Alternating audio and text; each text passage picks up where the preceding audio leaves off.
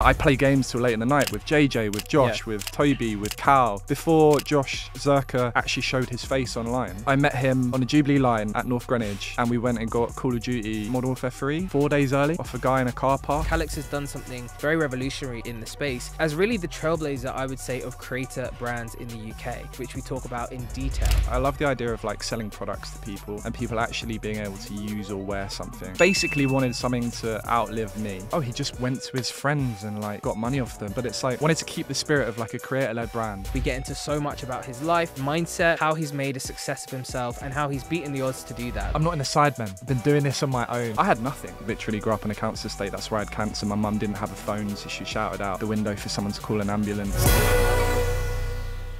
We are in a brand new studio for Unboxed. It feels like a new day. And we're also doing a few things differently with Unboxed that I wanted to share with you all as well. Unboxed started off as a creator economy podcast. It was all about digging into the creator economy and sharing those insights with you. However, what I realized through speaking with all of these incredible creators so far is that really they are modern entrepreneurs and making money in a way that is truly native to the digital world in 2023. So we're pivoting slightly to open it up and make it a bit broader, make it more about modern entrepreneurship and less about solely content creators, although you'll still see some of the best content creators in the world coming through the show. So welcome to Unboxed 2.0. We're in a brand new space. We have new incredible guests coming your way, and we're really excited to share it all.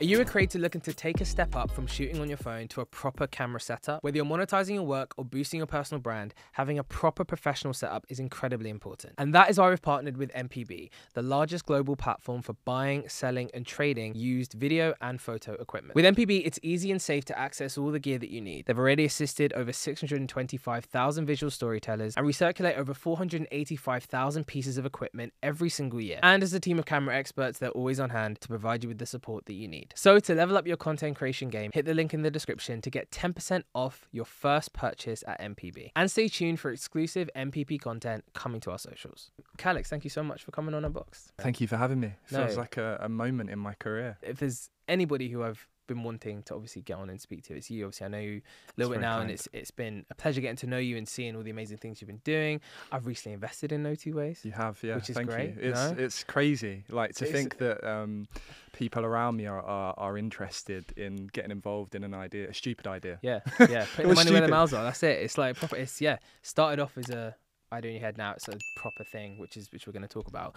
But I think the big thing that I wanted to talk about with you today, the thing that I look at you and everything that you've achieved and I just go like, wow, is how you've been able to go from content creation being your sole purpose and your sole world into this entrepreneur spanning numerous fields. Seems like you can do anything. When we were speaking not that long ago, and it stuck with me how focused you are and how much you really want to make something amazing with everything that you do. So I want to get into all of it. Let's start off with you. What's your story? How did you get to this point in time? Where did it all begin? That is a wonderful question. Grew up with just my mum. When I was younger, had leukemia. We know all this. Got over that. Was in remission. You know, all clear now. Touch wood. Thank you. But shout out to the NHS. Yeah. Represent. And then it's just playing Call of Duty. Just started recording. Like literally had a laptop and then would record my TV from the other way around because I was just a kid that didn't really grow up with much and had to make the best of what I had. That was about 17, 18, and then just kind of went through it and adapted and evolved all the way along to where I am today. Started with Call of Duty, and then I was like, Call of Duty's dying and I've got all my self-worth, my being, my content is all within this game that could just die overnight. And you know, we've seen it has died, it has come back, Warzone brought it back and so on. So it was a good decision. I dropped out of uni. Mum was like going nuts at me because she'd obviously worked so hard to get me out of a council estate, housing association. Where did you live? In Poplar, in London. Like literally grew up in a council estate. That's where I had cancer. My mum didn't have a phone, so she shouted out the window for someone to call an ambulance. Like I had nothing, absolutely nothing. And I kind of resent telling this story now because like. It sounds almost too cliche, but it was actually my reality. Anyway, I dropped out of uni. What uni were you at? I was at the University of Essex studying English Lit and Drama, and I'd like never read a book in my life. And now I've been diagnosed with ADHD, which kind of explains some of the creativity. Was that recent, by the way? Yeah, it was about 2 years ago. So I went through my whole childhood, being like, why can't I apply myself? Why can't I, get into deep work? Why do I find it so hard? Why do I leave everything to deadlines? Why do I not want to revise? Why do I not want to read? And now it's all explained, and I wish I just knew it a little bit earlier. I think a lot of people can relate to that, right? Yeah, and like now again, it's like I hate talking about that as well, because like everyone's like, oh, I've ADHD. Cliche, bro. It's like ADHD TikTok. Yeah. It's like, oh, everyone has it. But look, I wouldn't change a thing, because I think, as I said, all of this kind of has molded me into this person that I am now, who's creative, who can take risk, who is happy to, tell his point of view, is self-assured, and so on. Anyway, I dropped out of uni, English Lit and Drama, Essex, after a year. So I had the year of university. 1 week later, a company called Base 79 got in contact with me, and they were like, we love your channel. Please come in. We'd love to sign you to the network. We can promise this. Super early days of MCNs. And so I went in. And then the amazing thing is, I was like, I play games till late in the night with JJ, with Josh, with Toby, with Cal, all these people. And he was like, that's fine. He was like, when do you want to start? Like, what time? I was like, midday. So it was like 12 till 6, 4 days a week that I worked there. And the YouTuber time zone's a real thing. Exactly. Well, it was. I had to get out of that and snap it into the real world. I feel like it might be for some people still, but... Oh, yeah, for sure. Yeah, I do miss those days. They were fun. Playing games until like 4 a.m. and not really having like a care in the world and no stress. And what year was this? 2010? So that was 13 years ago. Yeah, like probably 2010. Like 2011. Yeah, probably. And then I started. I went on to, be there for 3.5 years. And I actually ended my time there with editing Jerry Springer clips. That was what I was being utilised for in the end. I was like, what am I doing? But before this, I'd gone and started Callux, got rid of the gaming channel. And it was going quite well. I think I had like 100k subs. I'd made a couple videos. Josh and Toby filmed my first one, Animal Impressions, out in London, where I just interviewed someone, asked what their favourite animal was, and then got them to do an impression of it. It was a different time back then. It was an easier time. Simple life. And then how did you meet those guys, by the way? That's a great question. I think it was like you're all kind of coming up together and making your own content. It's like, oh, should we hop on a game of FIFA or Call of Duty? You hop in a lobby with someone, get to know them, then you'll go to like Games Fest. And I remember before Josh Zerka actually showed his face online, I met him on a Jubilee line at North Greenwich, and we went and got Call of Duty, maybe like Modern Warfare 3, 4 days early, off a guy in a car park in like Acton or something. It was, so it was, you just kind of meet and you get along, and as long as the vibes are good, your vibes are good, then you crack on and start working together. So I think picked up different people at different times, but that's kind of the rough story of how we met. Yeah. Rich, now your business partner, how did it go from being, I guess, the first person to give you a shot after uni, and then fast forward now and you founded 2 businesses together? Yeah. And he also manages you, looks after the rest of your world. So how did it go from that to now? Yeah, founded AfterParty around 7.5 years ago, which is a production company which is still going strong. 7.5 years. Insane, right? Wow. It's still alive. It's like that is impressive. It's testament to the amazing people that we've hired. Shout out to Josh and Ben, who have now built an amazing team behind them. And it means that I don't really have to spend that much time on it anymore, and I can spend my time building Notwoways, and like hopefully it will just be I'll just keep doing this. Yeah. One day I got to stop though. One day, bro. As you say now, you know your ADHD is not going to let you stop. Yeah, I know. Yeah. That's that brain ticking. Will I be able to ever retire? I don't know. I don't know. Retirement? What's retirement? So you've gone from AfterParty, 7.5 years, obviously incredibly successful production company, now working with the likes of Sky, working with us a lot. Yeah. We can't get enough of you guys. Yeah. But we moved from AfterParty into Notwoways. How did Notwoways, which is your incredible shoe brand, how did that start? And how hard is it to do? Can we just please emphasize like how difficult it is to make a shoe brand? Because that's not really hard. It's not just something you can get on a Chinese dropshipping site. No. So how did that come about? How much did you invest? Tell us the origin story. It was around 4.5 years ago. I was like, I want to start something else. I want to be excited about something again. And I want something to live beyond me as a creator, because I'm not going to be a creator forever. I'd love to be, but you just grow older. And now back in the day, I was like, why are these people not uploading so much anymore? But it gets harder and harder. So yeah. I basically wanted something to outlive me. And yes, I had the production company, but I love the idea of like selling products to people and people actually being able to use or wear something. And someone can watch a film, but they can't like own it and they can't wear it every day. Yeah. I think as well, like I love making people feel something.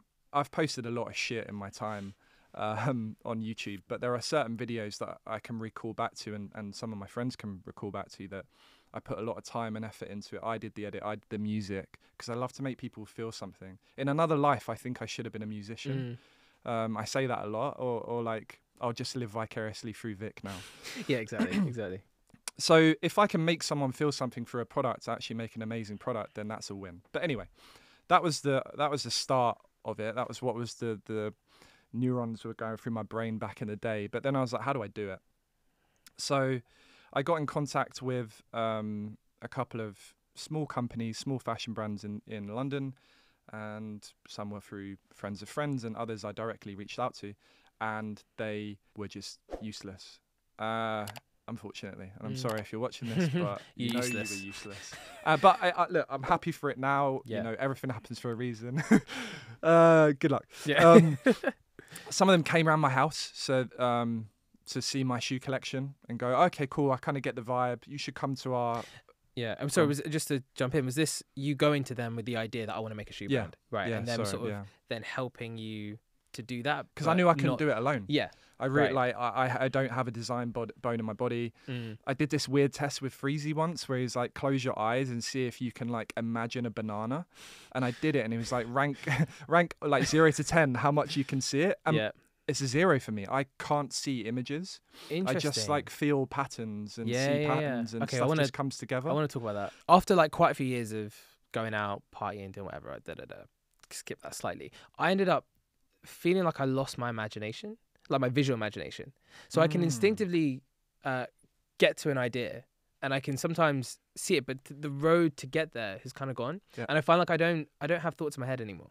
I don't have any images in my head. If I'm trying to imagine something, it's really hard for me now in a way that it definitely wasn't when I was young. So I can relate to that. I don't know why. I don't know what happened, but something did. Just supply me as much information as you possibly can, because then that just goes in.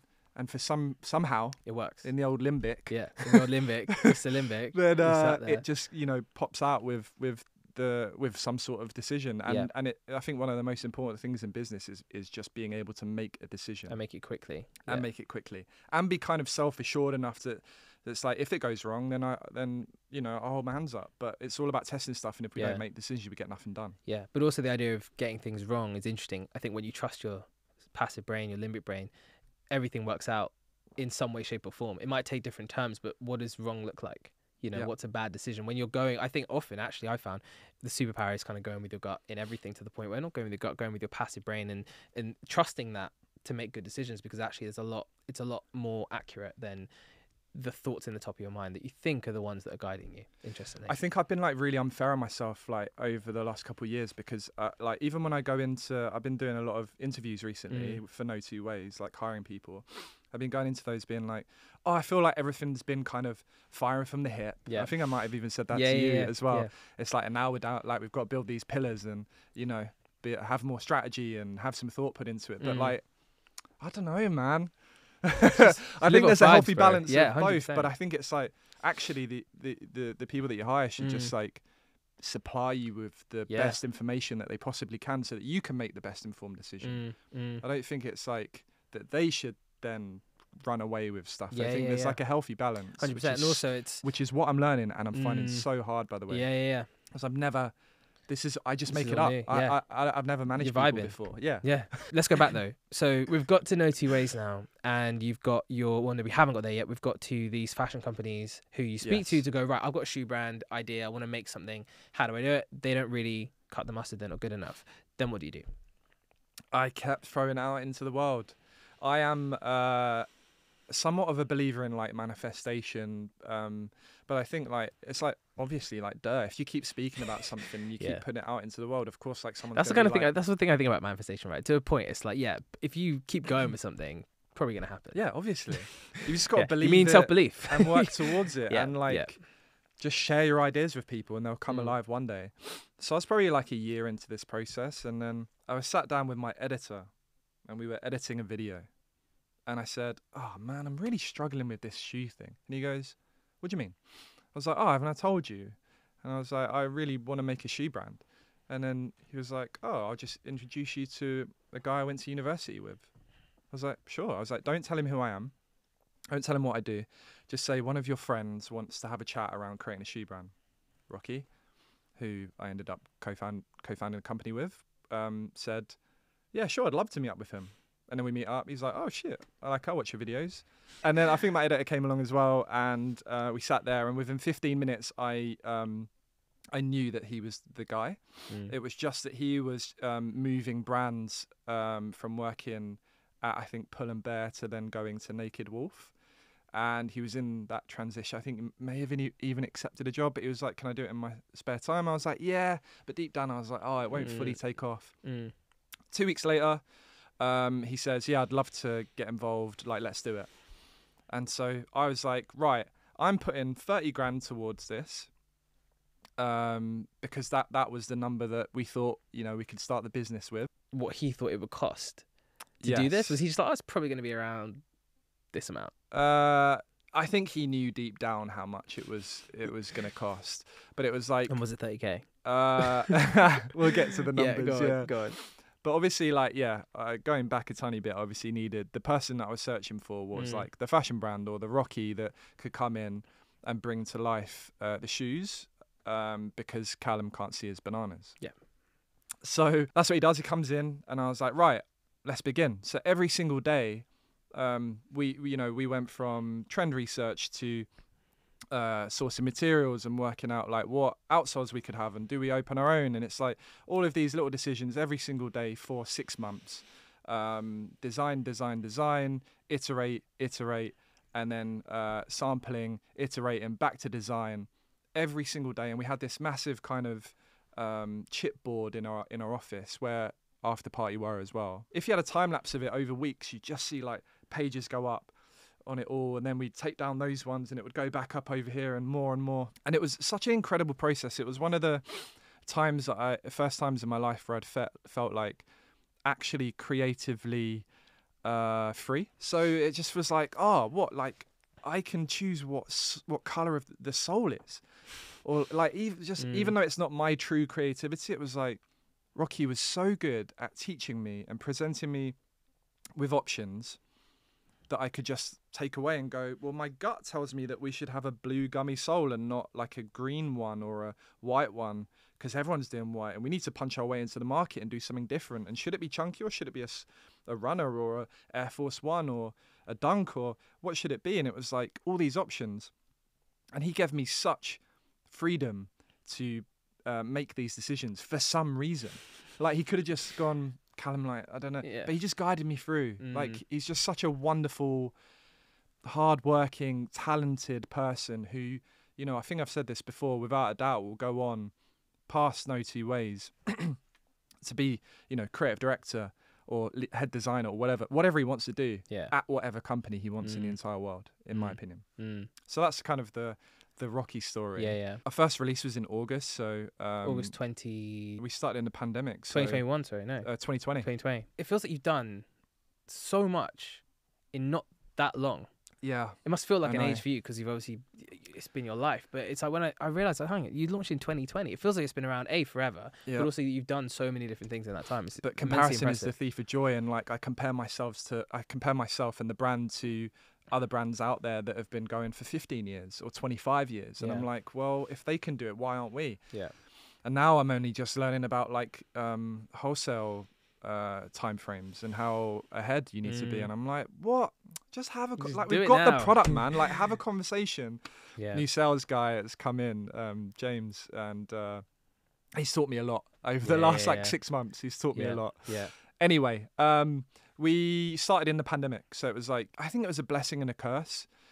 I think that people had more time at home. They were consuming more content. I think that it was overall maybe a good time to start a business.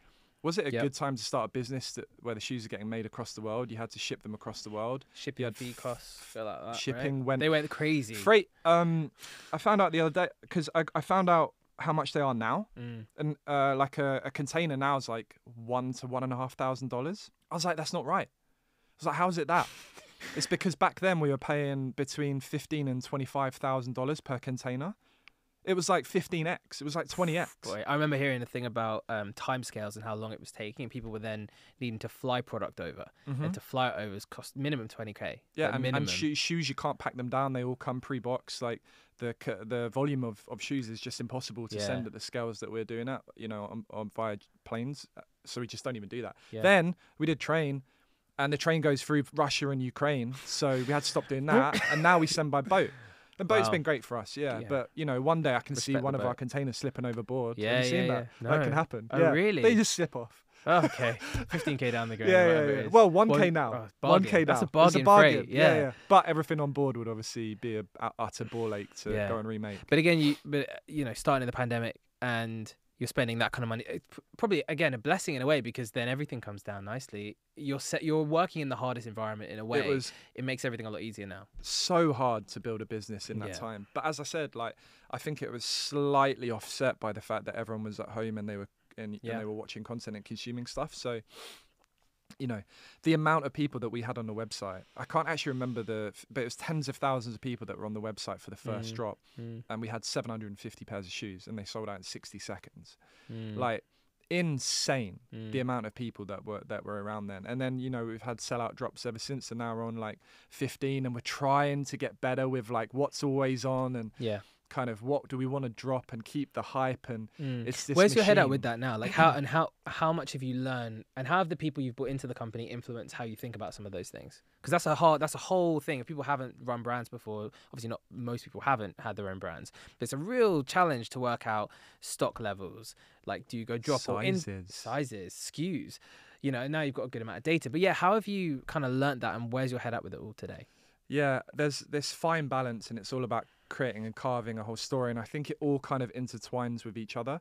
So it's like, what is the story of the brand, and what is the story going to be in like 5 years? And we're actually working on that at the moment. I think is like, where does it go? What do we want to be? Because it's this startup, and it's like a creator-led brand, and we're known for having actually having a really good product. Like the product's really good. I have one here as well that I brought you. Please. That we can plug yes, we'll at some point. Do it in a minute. We'll do it in a minute.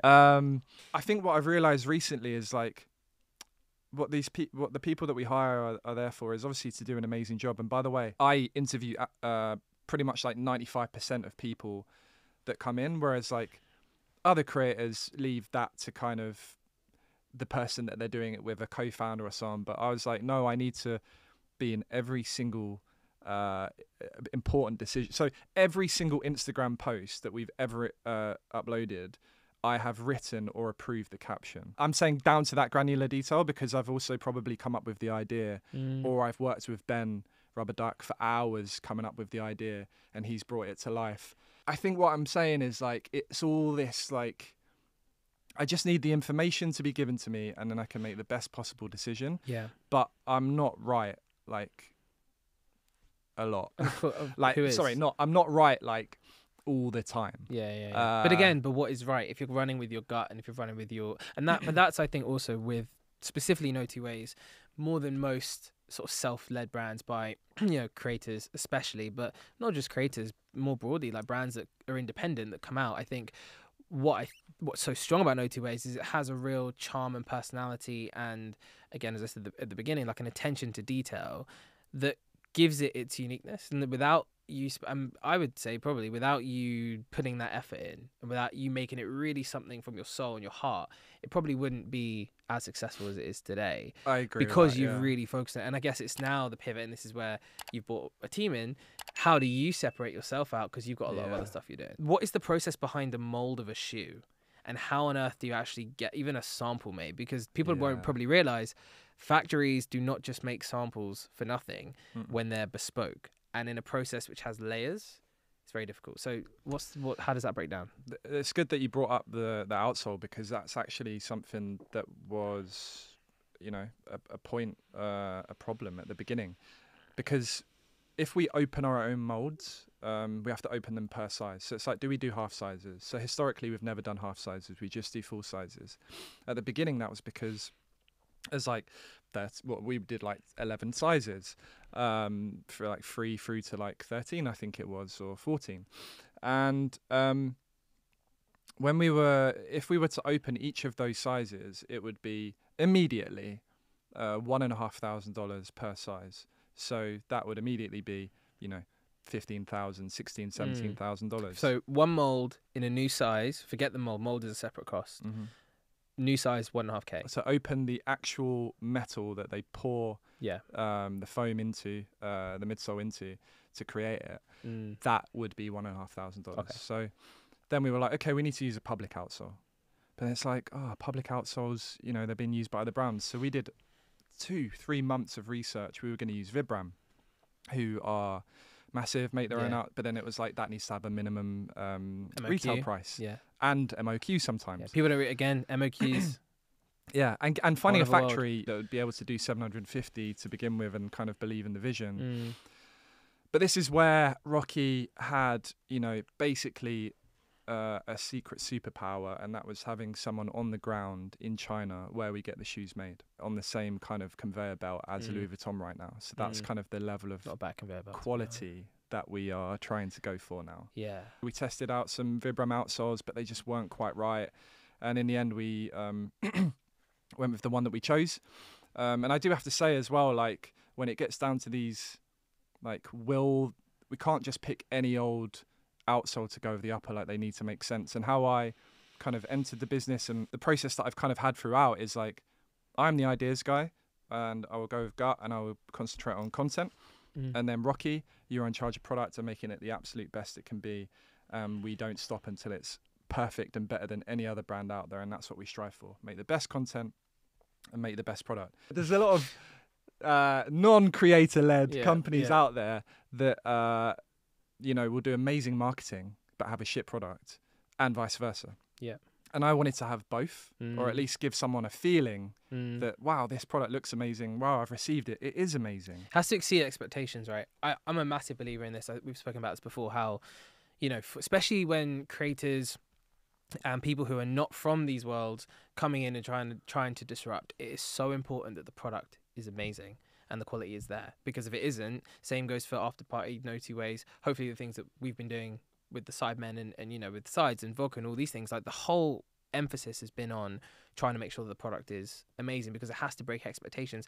Ultimately, marketing is never enough on its own, right? And if you don't have a great product, you've got a shelf life immediately on day one, I believe. I don't know if you agree. I'm sure you do. But I didn't tell you the number. I didn't tell you the number. How much did it cost you to make one shoe? So I thought it was going to be 30K. I'll just tell you the total. I thought it was going to cost me 30K, but now if you also in the deck, it says that the company owes me £450,000, and I'm just not going to take that out now until Notwoways can afford it. That's kind of my commitment to be like, I've invested this plus 3 years of time, plus all the marketing behind it. If we add it all up together, we're probably in the millions. If it was a non-creator led brand coming to a creator and asking them to do what I've done for the brand, we'd be talking millions. I think that's the same. That ain't cheap. Yeah, but my own money, I think in total was probably like 600K, but there's 450K left in there. I don't mind if you guys know this; it's fine. Which hopefully I'll get back one day. Yeah. But I've kind of written it off because it's like created such an amazing entity. My friends are wearing them. My biggest critics, we're all each other's biggest critics. Are wearing the shoes on a daily basis. At least one of them are in every single Sidemen video. And they wouldn't, they would not be doing that if they would like not. It. Obviously, you've been building now since 2020. As you say, it's 15 releases. It's a lot of releases. And now you're at it's the first time that your company has raised money. What was the process like for raising money? For those who haven't raised money before, what's it like to go through that process? How do you get a valuation? I think valued at how much now? 20 million. 20 million, which is incredible. Congratulations. Thank you. And obviously, it gives a little bit of comfort to that 600K. You've got that light, and actually it's working, right? It's on the right trajectory. And you've got some amazing names who've invested. So how did it come about? Why have you raised money? What's the point? So TLDR, we wanted to raise money so that I think the brand was the brand was profitable, so it's like it was going like this, at like a 30-45 degree angle on the way up. But it's like, how can we make that go like straighter? How can we make that line straighter? and push it on to the next level and really break into the mainstream. And I think we were on our way there. But then number one is like getting that investment and be able to hire people that are smarter than me, because that's what I've wanted to do from the very beginning. Then the other route that we went down is like, do we have investors from the VC world, or do we go to creators? It's like, I think, as I said, they are mine and we are all each other's biggest critics. And if they didn't believe in the company, they would not invest.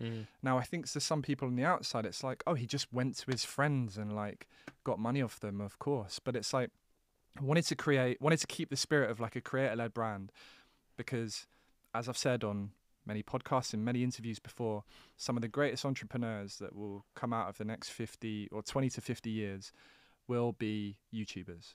And we're now seeing that with Prime, and we're seeing it with Feastables, and we'll see it with many, many, many other companies, and hopefully Notwoways will be one of those. So the power that you have, you know, as a creator-led brand is like nuts, because they have just me, that unfair marketing machine. And then if you add kind of all of my friends who are also massive YouTubers to that, you've got this cocktail for success. There's not, you know, hopefully there's not many ways you can go wrong if you utilize and market the product in the right way. So that's kind of why we went there. Every single conversation that I had, and I think this is very rare, every single conversation that I had led to someone saying yes, that they'd like to put money in. There wasn't a single conversation that I had with some of the toughest critics who asked the most candid... Who's the toughest and most candid, do you think, out of all the people you spoke to? I think JJ was my first that I pitched to. So for some reason, I was actually quite nervous speaking to like one of my best friends, because I was like, what if this doesn't go well? What if he hates it? What if like he doesn't believe in it? It was like, there was more to it than just speaking to a friend. So I think when I left that, I was like confused. I spoke about it in therapy. I was going to therapy for like 5.5 years. I was like, why was I nervous speaking to one of my best friends? It's like, well, you've been working on this thing for 2 years. If he says no, it's like a massive dent to your confidence. And so, yeah, I think that first one was the hardest one. But overall, everyone was like so positive. And, you know, I walked away from the entire experience going, people said like fundraising was hard. I know it is, but you know, we're a profitable business who sell shoes, who have figures, who have an amazing marketing, you know, machine behind them, have AfterParty Studios, which is an unfair advantage as well. In the same building, we have a production company. Ben is an unfair advantage in himself. Ben is an unfair advantage. I was speaking to someone the other day, someone that works for me, and because we're looking for, like, I've talked to you about this, we're looking for great ideators at the moment, and they're really hard to come by. Like top tier ideators. The person said to me, they've met 2 people other than me and Ben, who are in the same building, who have the level of ideation that we have over the last 17 years that they've been working in the industry. I was like, wow, firstly. And secondly, where are they? Who are they? Find them right now. He was like, they're both American. Oh, okay, great. So to have all this stuff in the same building is like an amazing opportunity to build a successful brand. But the fact that no one said no is just incredibly unique and massively reassuring, and like a massive confidence boost for me. What does it feel like, as you said, around going to your friends who are also obviously big creators, but you know, there's a big level of responsibility then, right, to deliver. Like, how does that kind of, how does that spur you on to know that actually all these people have trusted you, your vision and your brand, and now, you know. I'll tell you the cold, hard facts. I closed the round, and then in the 6 weeks after we closed, I lost like 10% of my body weight. Like I lost like 8 kilograms in weight, because I was like, oh my God, like there's such a massive responsibility. It's like the process to get the money wasn't like hard, because the deck is solid. It tells the truth. It's a great facts. Business. Yeah. There's 70 pages. You can ask, any of my friends can ask me a cold, hard, you know, question, and I'd answer it like honestly and truthfully. Whereas maybe you'd lie to some VCs, or you'd like bend the truth a little bit. But there's none of that. You can't do that, because they know it. They're basically in it. And it feels like a massive weight on my shoulder because it's like I can't let these guys down now. Whereas like now I'm like, oh fuck, I should have just gone to VC because it would have been just like rich people's money. And now it's like my friends, will they be friends with me afterwards if it all fails? Because as we know, 99% of startups fail, and we're only 3 years in. But look, I'm positive. I've met some amazing people. I have some amazing people working for me now, and I'm very excited. You know, not only for the future of the brand, but even just this next launch that's gone down so well. The phones. Yes. Let's talk about the phones. How? Firstly, can we get them? Yes. Can we get them up? Because I'm very excited about this. You're lucky that you're the same size as me. I know. Because we didn't have many, and these are actually one of my pairs, one of my spare pairs. You're an absolute gentleman. Thank you. Right. So we've got that Apple effect. Look at that. That is by design. Oh, it is a massive box. That's nice. Do all your boxes have that? The SIG? Yeah. Yeah. Well, that's really nice. Yeah. Okay, so we've got the box. So yeah. You take us through the foams. So this is the third iteration of the box. We recorded the entire process of this, and it's going to go out of making this shoe. From literally me, maybe like 9 months, a year ago, slapping a pair of Crocs down on the table in front of Rocky, Arjun and Sam. Is that designers? Designers, right. And I was like, I wear these most days. We need to make a pair. And they were like, oh, okay, yeah, right. But it's all on video. Like, the process is amazing, and the iterations are amazing. And one of the final things that I worked on, which actually delayed the shipment by 2 weeks, is I said, redo the boxes. I just didn't like them. It was this massive kind of slide-out experience. You're sitting there, and the box is about 1.5 meters wide. I'm like, it made a really horrible sound. So instead, we switched to a magnet, and it just opens really kind of satisfying and closes as well. And it's really kind of like an experience in itself. I prefer the magnet and also opening up, because obviously most shoeboxes you pull out, right? Yeah. Very standard. And that's what we have for everything else. But for these, it felt like a needed. And also the foam inside. That's not a normal thing. Obviously, you normally have just wrapping. There's no paper. Oh, was there paper? No, there wasn't any paper. Nope, no paper. Right. And you've got, what else have you got? So we've got a card. Basically, these foams are revolutionary in a way, because normally when you buy a pair of foams, you can only wear them in one way. You wear Crocs, you wear them in one way. I was like, halfway through the process of making these, I was like, I really want a sock inside. So I was like, sure, we'll sample a sock.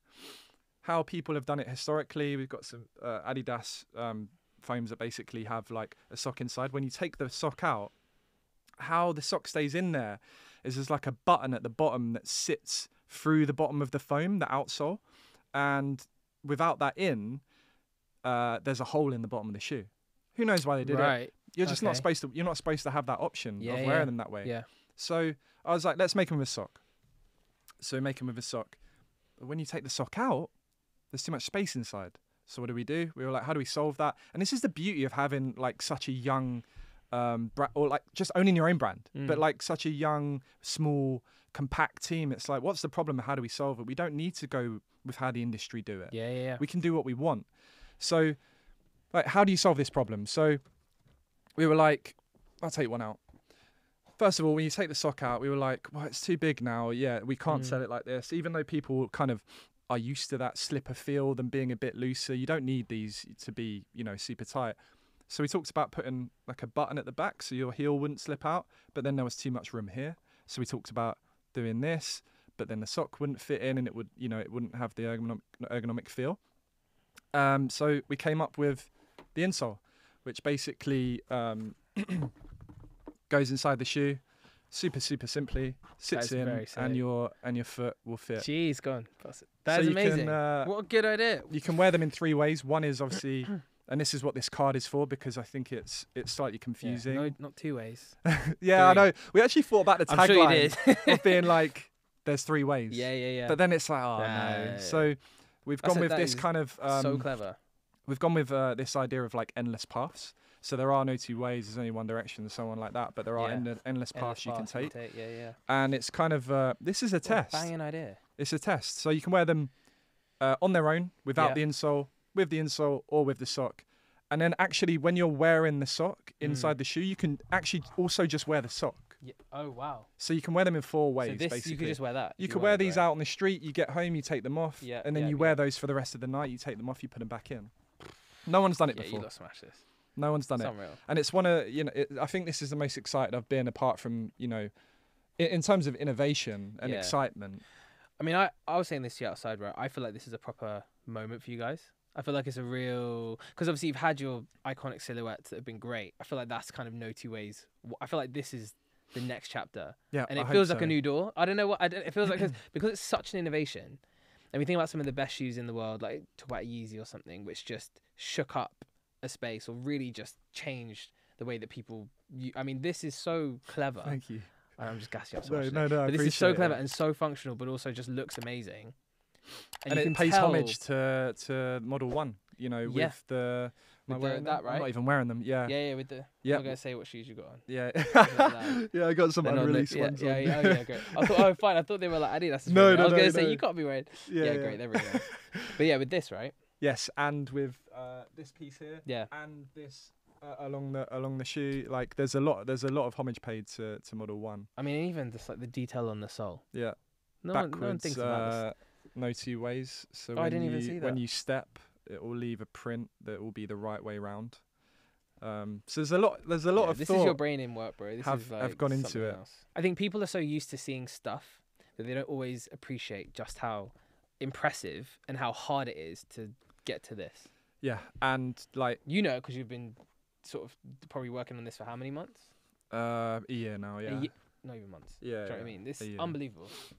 And I think I wish my video was out. Yeah. Basically had like a Shopify brand deal, and I was like, thanks. I had a Shopify brand deal, and I was like, what should I make? Well, I'll just tell the story of like an entire release. So we film everything anyway, so that one day, hopefully, imagine we do turn into a New Balance, a Nike, Adidas, or even get halfway there. It's going to be such an amazing story to tell. Yeah. That it started in this small, dingy office, and has led to this, and then maybe beyond that of getting, the plan is hopefully to be doing, hundreds of millions of revenue in 5 to 10 years. That is the plan. That's what we're aiming for. And if we get there, if we have it all on video, what a story. Yeah, it'd be amazing. So now just going to take a snippet. The foams process the story from day one ideation through to me being at home going, I don't like the box. I don't like the box. And then FaceTime and Rocky on camera being like, I don't like the box. What can we do? What if we had like a magnetic one? He's like, it's going to push it back by 2 weeks. I'm like, I don't care. Let's do it. Like all of those little intricate things that you couldn't do in a major brand. Those are the moments that I love. But also to take a risk, right? Like, as in you're in a position where you've had enough success to have enough capital to be able to innovate but also you're small enough to be able to do so without all the red tape. You haven't got the divisions and the departments and all the people up saying, no, don't take a risk. Don't try and innovate, right? Because innovation is very hard to come by now. And there are a few people who have done that. Obviously referencing Yeezy before, and Stephen Smith, who's like formerly at New Balance. He was the kind of head of the dad shoe, and he had to innovate. But to innovate to that degree is really hard. You hear about any of these brands, they struggle. And actually, you've created a vehicle for innovation that is incredibly hard to do. That is now not only a vehicle for innovation, but is a profitable business that's thriving and now just raised money. It's just so sick, bro. I'm just biggest fan, man. Biggest fan. I know, but thank you for investing as well. Thank you for believing it. And like just to bolster what you said there, it's like the product team is so strong now that this is our how many? Because I see so many samples of new models and silhouettes. I'm like, how many have been released? We've got 1, 2, 3. This is the 4th. We have 3 or 4 more that are coming out, and then by January we'll have 31 more kind of ideas. We'll call them ideas by January. So it's like, what's the lead time between idea and shoe for a new colorway? We can if we sample a colorway, not even if we have the idea for a colorway on Model 1, we can have the full the full production in the UK in 3 months. Which when people hear about, they're like, sorry, what? It's not, that can't be possible. And then we show them and it is. I think there's many, like, I guess it's the fashion industry, right? You work with trends, you work 18 months ahead, everyone's in wholesale. But because we're a new, exciting, upcoming brand, we're like, well, we want them in 3 months. Yeah. But for this, like something really new, it's like a 9 months to a year. Wow. But yeah, we've three more colours coming out of this. Great. Very soon. Very, very soon. One will Mm. be in like 2 weeks, even though we're releasing this on Saturday. There'll be another colour in 2 weeks, just to kind of keep the hype Keep the going. momentum, yeah. We're looking back at your journey, where you've been, the things you've been through. Also, obviously, you've spoken about this before, but your battle with leukemia at 5 years old, which is something that 99% of people will never have to deal with. And Prayers up, I mean, hopefully. it's, yeah, we hope.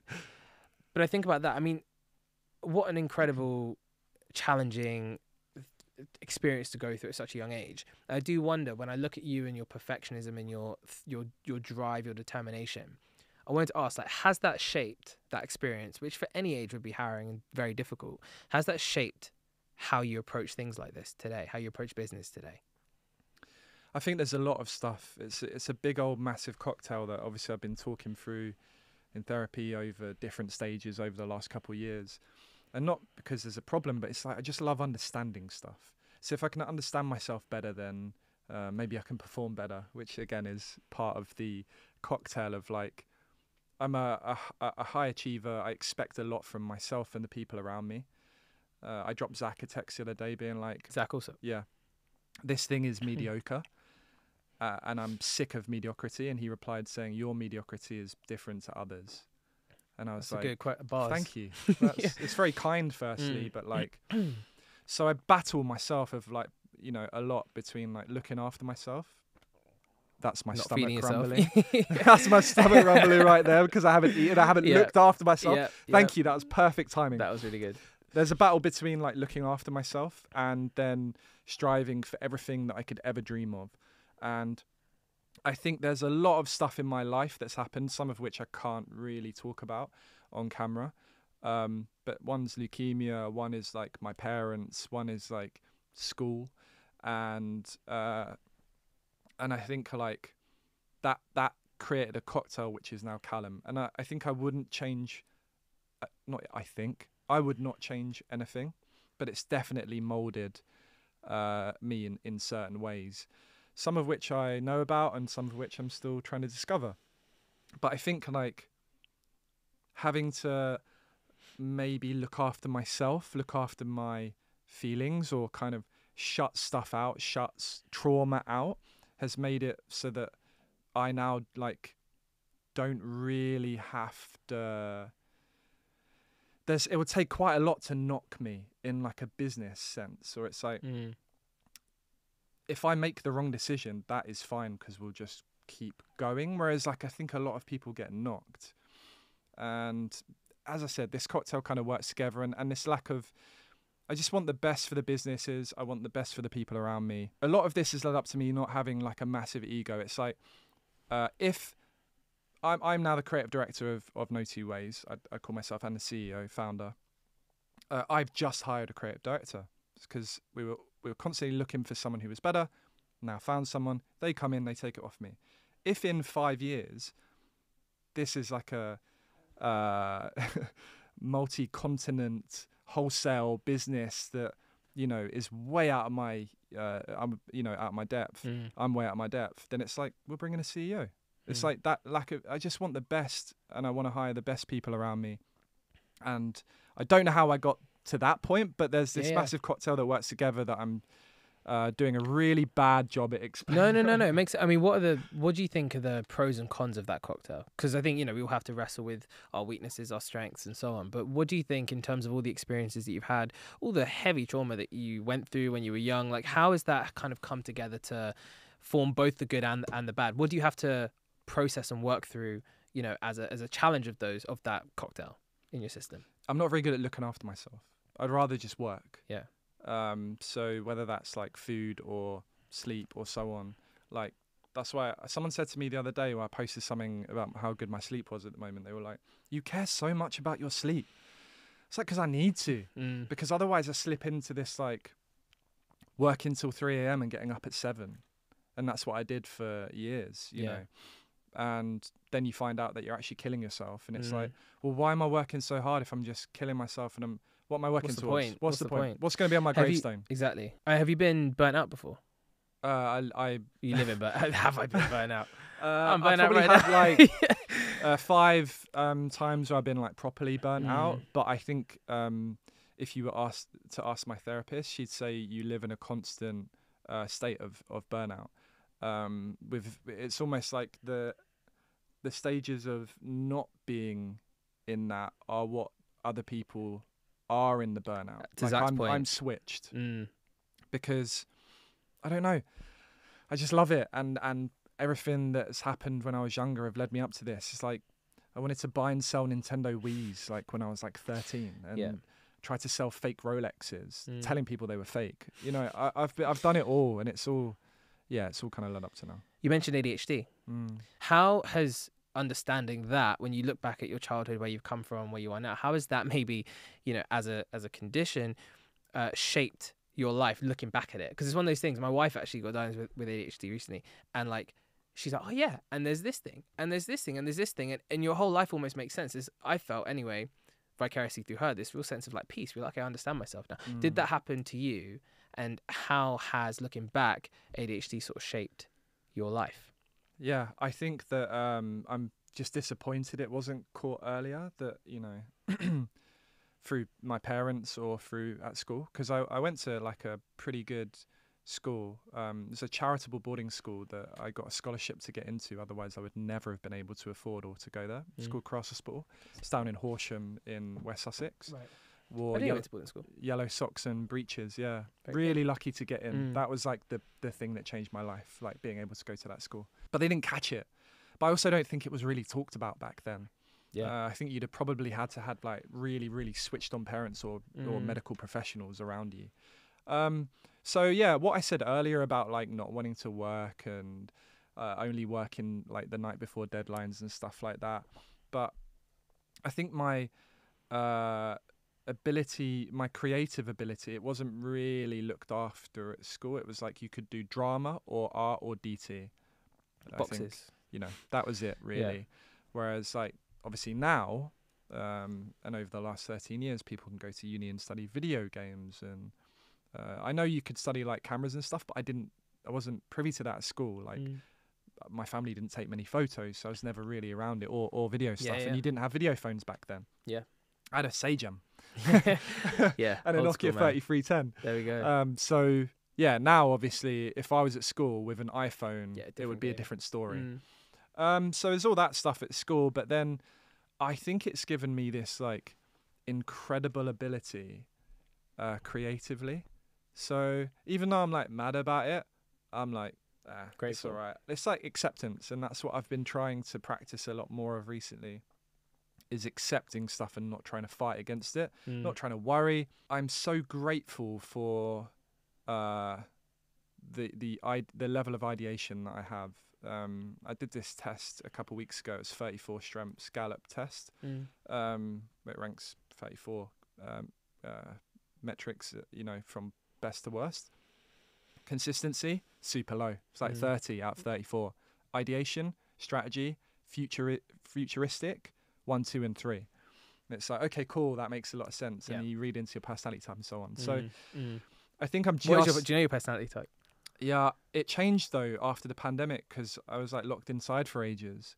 So I think I was like ENFP or INFP if we're doing the Briggs? Yeah, that's the one. 16 personality types. But this latest one that I did, even the Adobe one, it's like I got, it called me a visionary, and it's like, okay, that sums up. It's like exciting new, like bouncing from thing to thing, but really finding it hard to concentrate on one thing. And 100%. That's what's so important around AfterParty team, Notwoways team, Rich, you know, Charlie, who works with me now on a daily basis. Yeah. People that can get shit done because I'll just bounce. But I'm not mad about it. I just have to accept it. Yeah, you have to know who you are, right? And actually understand everyone has strengths and weaknesses. You're never going to be a jack of all trades. You're never going to be exceptional at everything. Find the things you're great at and you're world class at, and let other people do the rest in areas that they're world class at, right? And that's, I think, as you're saying, it's a strength of you as a business owner, a CEO, to know your weakness, because a lot of founders, CEOs, and people who run companies don't know their weaknesses and try and do everything. And then it's fueled by ego. They're fueled by ego, and they ruin the business. Yeah, most of the time.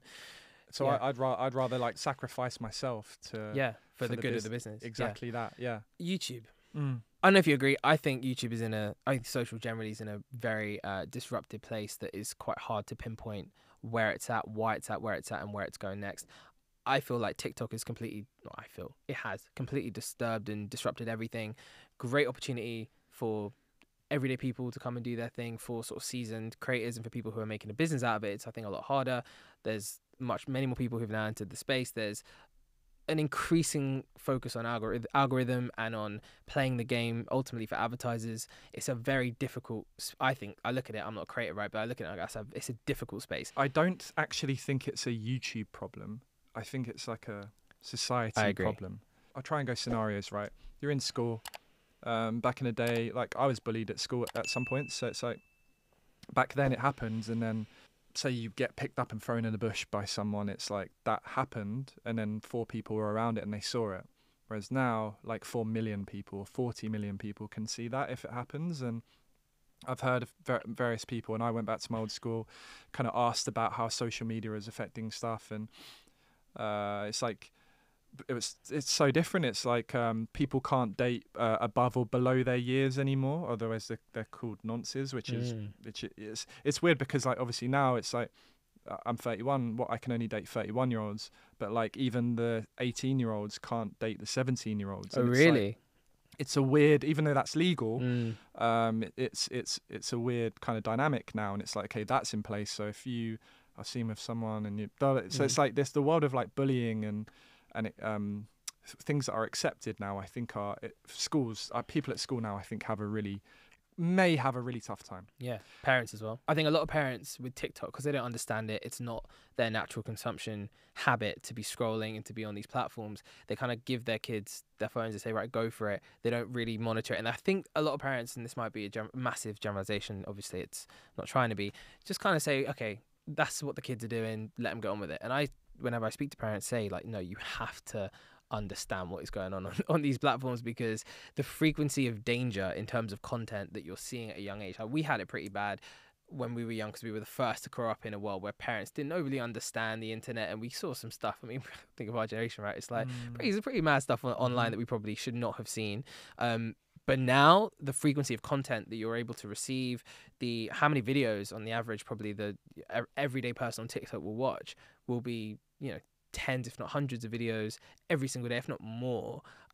What level of danger does that pose to young people? Exactly. I've seen 8-year-olds, 9-year-olds on TikTok. I'm like, what the heck? Parents just saying, oh yeah, even when I've had 8-year-olds come up to me on the street before, and I'm like, oh wow, like you are young to be watching my content. Do you remember that whole time when the TikTok dances thing was going on more in the kind of early era TikTok, maybe just post pandemic, and you saw kids on the street doing TikTok dances all the time, right? You walk out the street and it was like very well, but I'm like, how are you on TikTok? You're a child.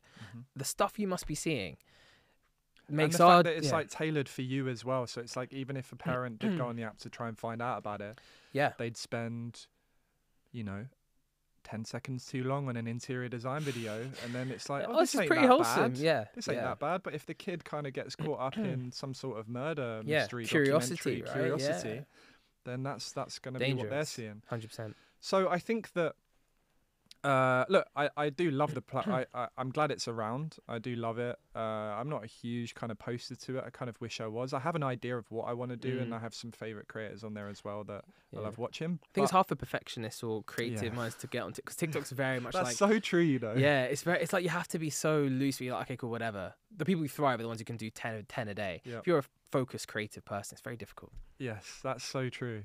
I have real issue with like output of content and stuff, but we'll get into that. And it's something that it's like I have a plan and I'm going to try and fix it. Because like while I sit here and I talk about like how good I think I am at like coming up with ideas and how that shone through in like Notwoways, I feel like I've lost that a little bit with in the Callux YouTube channel. Mainly due to time, but also due to algorithm and kind of love for the platform. Going, you need to enjoy what you're doing. Why are you falling out of love with it a little bit? Algorithm, what I need to do. For those who don't know, what are those demands today? Of algorithm. Whether it's length of video, it's title, thumbnail first. So it's like, even if you have a really cool idea of I had an idea the other day where I wanted like an 8-year-old to control my entire day, every word that I said. I wanted to go on a date, I wanted to go to coffee shops, I wanted to go shopping, and I wanted them in my ear and watching the whole thing the entire time. I think that's a really entertaining video. Yeah. I can imagine the date scenario so and funny. be like, because they wouldn't know, I wouldn't be like, obviously it would be very tame and timid, but it would be like, ask her what her favorite color is. Yeah. And then I'm sitting in the Who's state your best friend? Who's your best friend and stuff. Like, what do you like doing when you go outside? And you can just see how it'd be funny. And I was like, what's the title? I let an 8-year-old control my entire day. I feel like it's been done, like that kind of control my day. And then you're like, okay, what else? Should we do the date? I let a 8-year-old control my date. 8-year-old and date. No, that sounds weird. Do you know what I mean? Yeah. Yeah. So like when you start, and it's like the title. I mean, sorry, the thumbnail is even harder. You're like, is it the kid in the truck? Is it the kid hiding behind a wall? Are they through the glass of like? I'm sure there's people out there that will be like, no, it's this, Callum, and this. But for just a off the cuff kind of idea, it's like, well, that idea's kind of dead to me now because I haven't fully solved it. Whereas like, I'd like to just go and make it and call it I let a 8-year-old control my day and have me make a great video, pouring a thing on my head, and that's it. Pairing creativity with the algorithm, which again, for hyper creative people who are all about expression and want to make something that's brilliant, is really difficult because you have to have a level of detachment from your creativity to be able to make something that works for both camps, because you're kind of fighting two separate battles at once. You're trying to bring them both together. If you're hyper creative, like, no, I want to make the best video I possibly can, well, if the algorithm doesn't love that video and if it doesn't tick all those boxes and isn't constrained creatively, it's not going to work. So how do you balance the two? And speak to people like Max and Zach, and Max Forrest, Zach Alsop, and people like Dodford, right? Obviously it's a real battle, but you have to be so committed to the balancing act of the two. And I think for hyper creative people, I don't know if this is your case, it's hard to maybe love one side while still making the other happen. And actually that side's probably a bit of resentment. If I was like that and I was as creative as you are, I'd be like, I don't want to play this game. I just want to make amazing content because I know that that's the substance right there. So guess what? That's what I'm going to do. There we go. Like, you've completely summed it up. It's like, I'm sick of the algorithm, but also it's an informed decision, I think, as well. I hope so, because in a world of like TikTok, short attention span, that is almost like, it is a thing, it is happening, but it's also teaching and reaffirming that people can consume daily and just skip past and, get the search for the next casino pull, the hit. That's what they're doing every time they do it, every time they scroll. But because of that, I think that now it's this spectacle versus personality argument that we've all had over the last year of like, big ideas, big algorithm, loads of money, big idea versus like personality. And we've seen that in 2 or 3 of the last 10, 20 Mr. Beast videos, especially the latest one. What happened when he slowed it down a little bit, told a better story. 42 million views in 24 hours. The highest viewing video, non-music video ever uploaded on the platform in 24 hours. And that might be also because they're in like 12 different languages now, and it's all, it might be that, and they're dubbed. But I would say, so I wanted to watch that video, or more. I was more intrigued by that video than the spectacle. So the videos that are more around big action and everything else, I'm personally less interested in, but obviously mass people are. But with a video like that, I'm like, oh, that's about human interaction, how people will get frustrated, how they'll work together, teamwork, like all the more general human themes rather than the sort of central visual spectacle, which is the shift, I think. And it does scratch an itch of like, what would I do if I was stranded at sea? Yeah, and like the thumbnail was strong. Yeah. It's like, and it's. I will never be in that scenario. Yeah. How on earth are they going to manage it? Yeah, and get out. Yeah, it's funny. I actually had the idea, and we'd spoken to local councils around like Southend and Brighton to put it like 200 meters off, but they'd have to build their way back to the shore, not survive for 7 days. So it's funny, like literally an idea that I had about 2 months ago that we've spent a month working on and then comes to life. And it's like, is it Rick Rubin a creative act? I've been listening to the audiobook recently, and he's like, oh, when when an idea is ready to come to life, it will come to life. Like it will happen. You need to act on your ideas when you have them, because that means that they are ready to come to life. And if you don't do it, then someone else will. And I thought it was a really beautiful way of kind of thinking about that, because I don't really get mad anymore when people steal my when they do they still like make them better. Like I was never going to trump that. I think there is space to show personality. I think there's a lot of space. I think that there's no one in the UK that is vlogging really at like within our, you know, Simon does the monthly ones now. Really good to see what he gets up to in a month. But I think if you are consistent, which is the problem that I need to solve through get rid of the perfection and just put stuff out. If you can vlog, like basically my problem is that I work on Notwoways and I don't have enough time to spend on Callux. So therefore I can't be the perfectionist and the amazing ideator you can't that I be am over there. And then 100%. Run a business, a £20 million business. I just can't do do you now it. raise money for that you need to make work. Yeah, it's exactly. Gonna happen. I have a box, and inside the box are some cards. Can you please open the box? It's also got a magnetic. Like you, I knew you were coming. I knew you were coming. Open the box. We'll go through the cards, and I want you to react to what's on them, please. Okay. Yes. Sure. Okay. First one. Read it out. November 27th, 2020.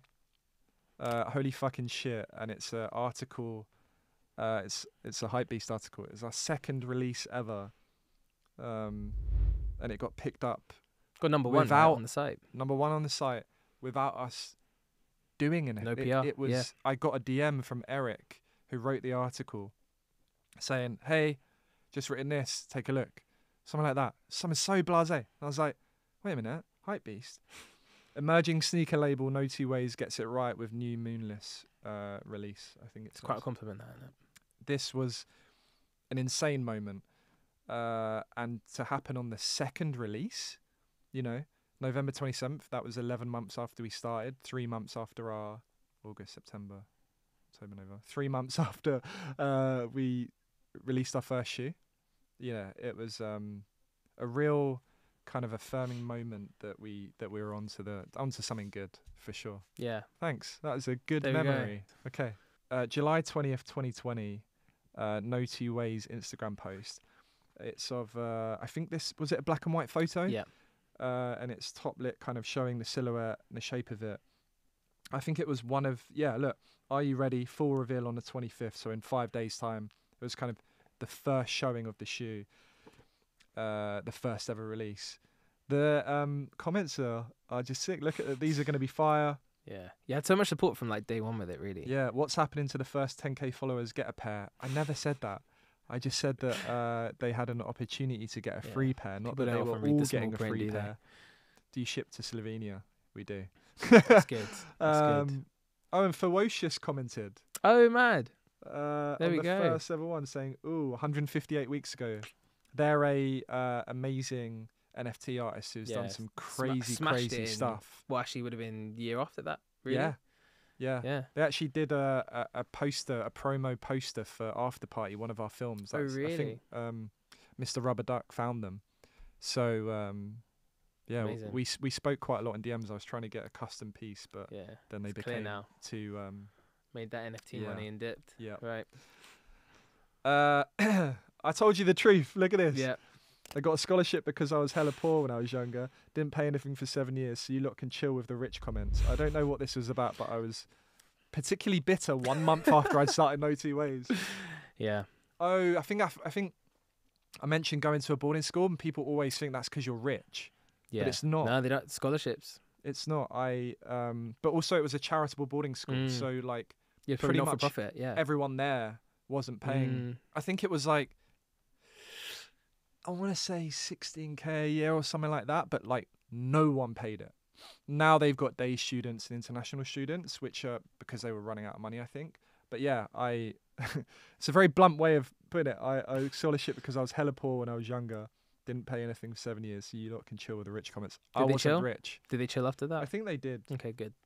And that was a uniform. Yellow socks, breeches, and we wore a long robe and what's it called? Bands. like a Gotta love band. it. The yellow socks are a touch, I can't lie. Keep the rats away in London, That's apparently. it. That is it. I was a joker, you know. Oh, mate, you gotta love it. 37k as well, it's not bad. Yeah, in 2020. Been showing my support since I was 5 years old. Hashtag bald for KSI. This is me in a bed after losing my hair with cancer. It did really 567 responses, comments. Look, I used to be... This is what I miss as well. I spend too much time working and in offices to come up with like the weird and funny shit like this. Yeah. Like, I'm excited. I know that I'm in this now. I know that I'm a entrepreneur. I know that I'm a CEO and I'm a founder. But like, this is almost like a reminder to sometimes like, oh, like KSI elbow. Like, what could I say on that? Whereas I just leave it now. Yeah. I know it's a bit of age, a bit of like laziness, but and a bit it's of the effort and the time that the you just time don't is have the to thing waste that now. I don't have it. That pisses me off. You're gonna get it back. You're gonna get I it hope back. so. Yeah, These are good finds, man. There we go. Good finds. All of these are 2020. What the hell was this year? It was a year of good content. I can't. All of them were 2020. All of them. Yeah. You know what? I didn't even plan for that. Right. I did some digging, and they just some of these that popped all out. Of them were were 2020. April 22nd, 2020, 8-year Callux anniversary, and I just copped a house. Couldn't have done it without you lot. What was that like? Again, 300 replies. Wow. It was something that I was aiming towards, and like for a long time, obviously. But like, I'm not in a sideman. I've been doing this on my own. You know what I mean? And that's not to discredit those guys, but you've got 7 incredibly talented people in that, Support all network, supporting, bringing each other up. You know, and I think like I've always been behind in terms of like how much money I've made because of how many videos I upload and you know so on. Even though, don't get me wrong, I have had the support of my friends, but in the actual journey I've been my own. So it was a massive moment for me to buy a house, like, and it's a small house. It's in East London. It's where I grew up, you know. But also knowing where you've come from and knowing the estate you grew up on and all the challenges your mum. It's not far. Yeah. You know, it's quite something, and it shows how with your drive, determination, and again this big overarching theme of speaking to you is this attention to detail and leveraging detail to be a success, and actually that got you your house. Yeah, I think I was the first person to buy a house. I'll take that one. There we go. It might First not be to as big as theirs. I don't care. Yeah. But I got there a house. first. Yeah. Yeah, it didn't cost me that much. It's worth a lot more now though. There we go. Picked the right area, There we thankfully. go. Absolutely. But yeah, like super important milestone in my life, which I find very hard to, you know, the foams are super exciting. They're coming out on Saturday, for example, but I've been making them for a year. I felt all the feelings that I could possibly feel about these shoes. And yes, the piece of content the other day, the reveal piece, which Jess did, was really strong and got me a little bit excited. But now it's just like processing. I'm working 18 months ahead now, which is really, really hard when you come from a world of YouTube content and instant gratification. Yeah. So it's something that I'm trying to get better at and like appreciating those moments. Yeah, I love it. Yeah, no, amazing. Thank you. Well, there you Those are go. good little memories. You know? Good, I'm going to take a good. photo of them. This is the taking a step back and taking a a moment. Thank you very much. Your box. Thank Here's you your for the magnetic box back. Inspiration from you, my friend. Inspiration from you. So I just wanted to end on that theme. Like when it comes to, you know, being a perfectionist, as you've said, being someone who's very focused on detail, a visionary, you know, what are, let's say, like if there's one learning that you've learned over the years to get better at what you do and to have the success that you've had, based on these traits, based on that cocktail of Callux, what would it be?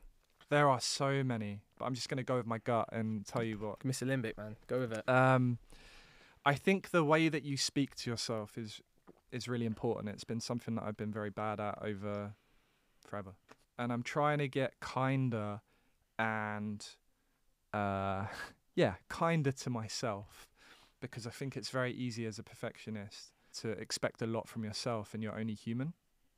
And then I think it's this perpetual circle of like not looking after yourself because you're working hard, but then you can't work hard because you haven't looked after yourself. And I seem to just go in these circles, and that's kind of the burnout that I was talking about. Just like perpetual circles. burnout, yeah. Speaking to yourself kindly, or acknowledging when you're not, I think is super important. And then when you don't feel and have the instant gratification from something, still being able to realize that it's important for you to do it. So getting up, making a bed, and not going on TikTok, and, you know, having cold showers once in a while, and going to the gym. In the moment, it's very much discipline over motivation.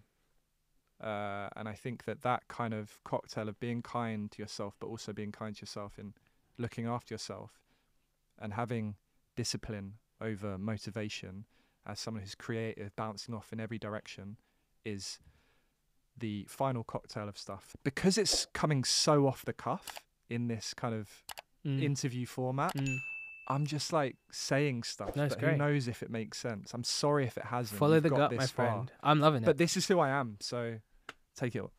Yeah, but that kind of final cocktail of being kind to yourself and looking after yourself, I think, is super important for success and for being able to just enjoy life. Bro, thank you very much for coming on Unboxed. Thank you. Thank you for having me. Thank you, firstly, Callux, for coming on. It's such an honor to spend that time with you. I'm so impressed always by him, and he's such an inspiration for everything that we're doing as well. And I think the big thing that I've taken from that conversation, the big lesson, is really about detail. I'm somebody who doesn't always get into the detail of things. I like big shiny ideas and being on to the next thing, but I'm not as good at the composure and the detail around perfectionism. I'm not a perfectionist, and I actually think that people like Callux in the mix bring so much more than somebody with maybe my default mindset, which is to slightly just crack on all the time. And I think it's a testament to his ability, to his level of detail, and ultimately his attention and care that he puts into the things that he does, which has allowed him to be the success that he is today. So remember to like this video, subscribe to the show, and we'll see you again next week.